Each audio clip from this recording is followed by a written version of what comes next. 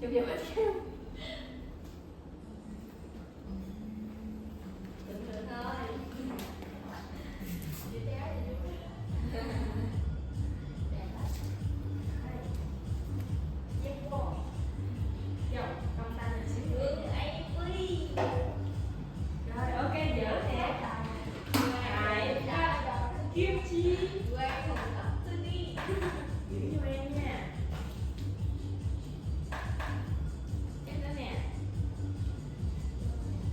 Nhìn nhau luôn.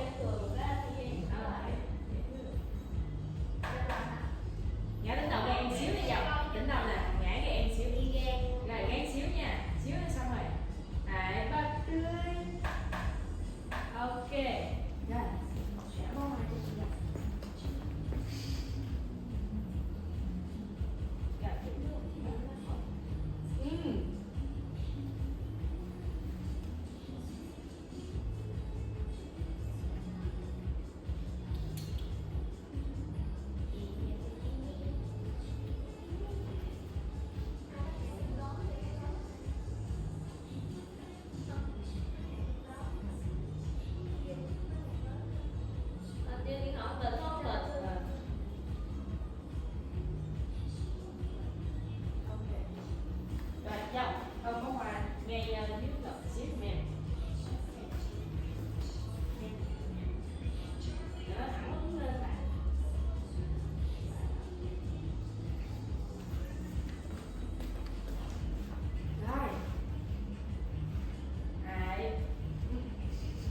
Chơi chào. Ok.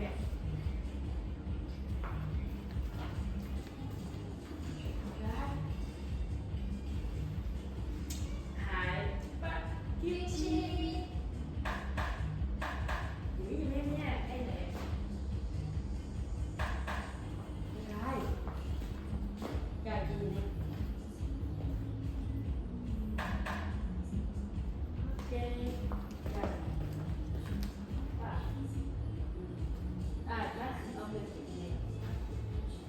Để bà Thảo nhớ lẹ. Rồi hai tay cầm hoa. Đi rồi rồi, giờ chị cầm hoa gì đi. Nãy là đi ngủ không có ngủ.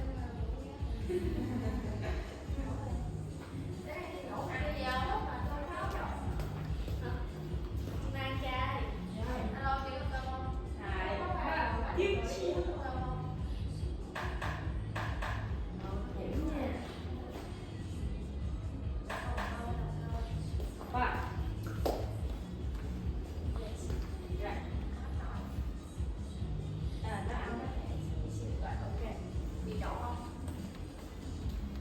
Giữ cho mình ra. Rồi. Hai, ba, kim chi. Giữ cho mình cái nè. Rồi nhìn nhau luôn.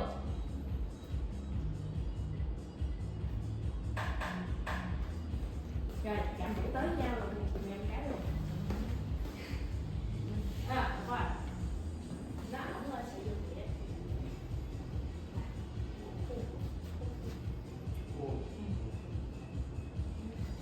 Rồi tay chị cầm hoa thì em nha. Rồi, hoa. Đây.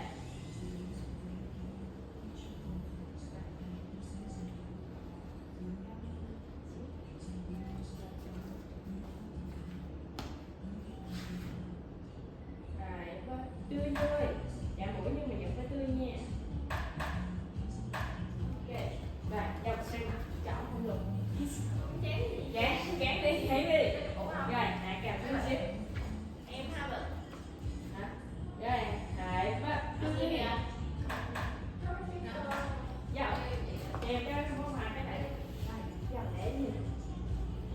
Cười. Đặt lên, giống như này. Nhí nhặn xíu, để đây. Đúng rồi.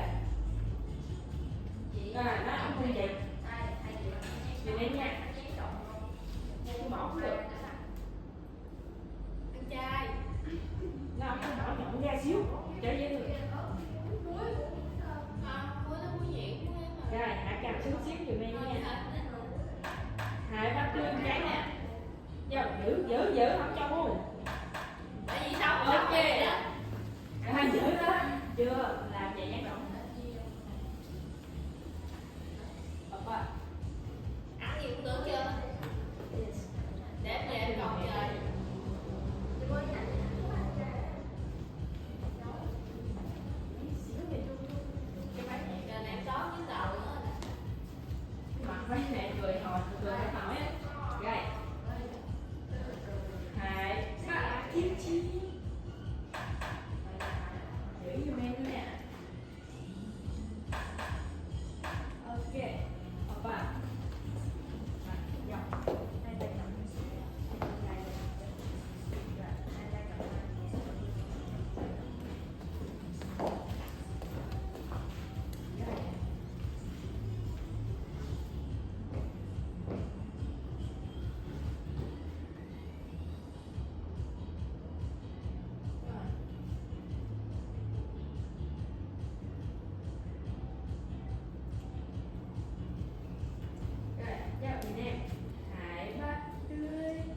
Đúng rồi, xinh quá. Giữ giùm em nha. Rồi, mắt nhìn xuống bó hoa luôn. Đúng rồi, nhìn cao cao xíu vô ơi. Mắt cằm lên, mắt nhìn xuống rồi. Rồi, hãy bắt tươi. Rồi, dọc. Nhìn theo hướng. Rồi, thấy cái đẹp. Giống như nghĩ về tương lai vậy. Rồi, hãy bắt tươi nha. Cười hết nổi nha. Rồi, thả lỏng nha. Ghét cười giùm em tắm Thả lỏng ra, thả lỏng ra, thả lỏng ra, cười nè. Rồi, bắt tươi. Tươi lại các bạn. Tươi lại, không chụp với chồng cái hết tươi rồi. Ok, rồi, đứng đó, đứng đó. Rồi, cho em mượn cái này. Nè. Một tay cầm vai, tay cầm vai, tay kia. Để được một xíu không? Không được thì hai tay. Cái đẹp rồi. Mắt nhìn xuống. Xoay qua bên đây. Xoay qua bên đây này dọc này. Rồi, nhìn qua bên đây. Rồi, đẩy cái vai lên xíu của mình. Ghé xíu. Rồi, giữ nha.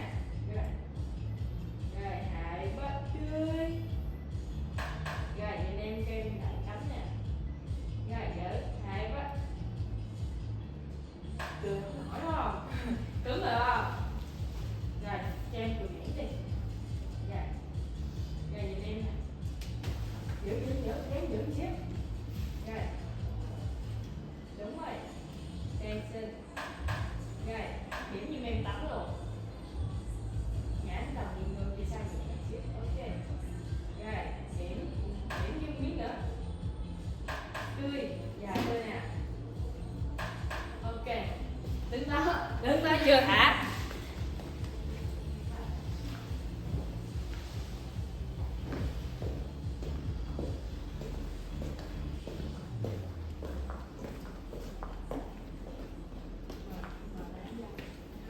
Hơi mệt rồi đó. Nè. Này. Này. Cho có nhẫn chưa? Để thử rồi. Cho vừa không cái đã. Cái đó có nhẫn rồi phải không? Bật qua cho bật qua.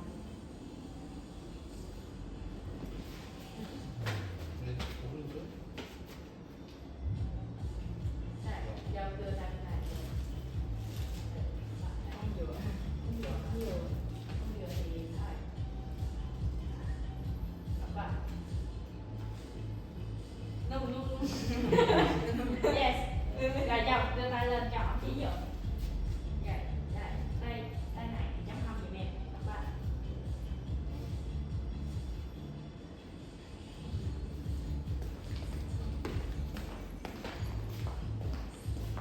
Chung đổi nhẫn rồi. Đổi hả? Màu bạc hơn, nó đẹp hơn mấy chị. Dạ. Đổi đi. Thử cô dâu vừa không các bạn? Không vừa, không sao, cứ vô. Ủa vậy sao? Thế là trên... Mạng này là nhạc của nó lớn rồi. Thế là vậy sao? Em muốn đeo ơi, nhỏ nha. Gì từ dưới được vậy nè. Giữ thêm. Rồi. Đấy, vô lên xíu vô đấy, ai vô quên là vô bỏ. Ngón lên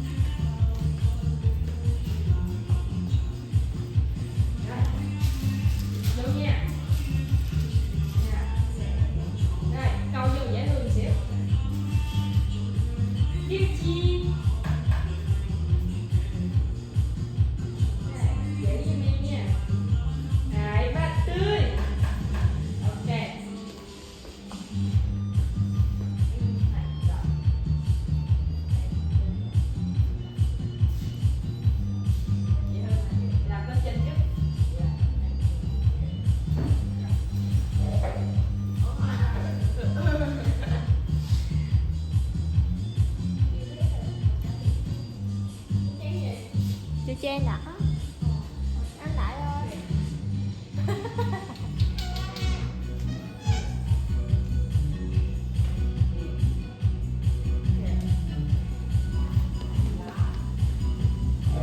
Lại chậm chỉ qua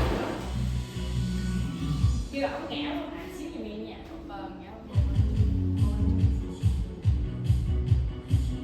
Ngẽo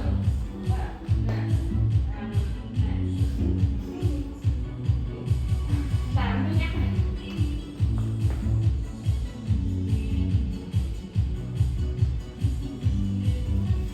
Đó.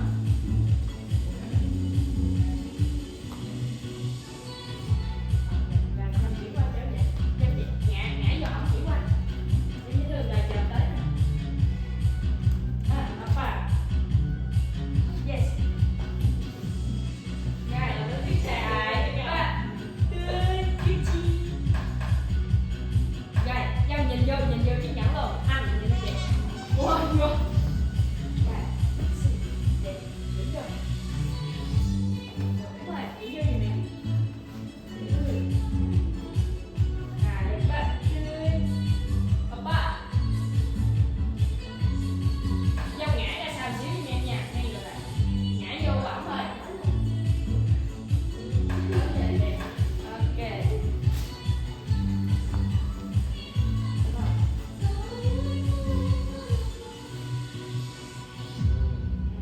Đúng rồi. Rồi, dòng. Nó hai bên miệng nha. Ok.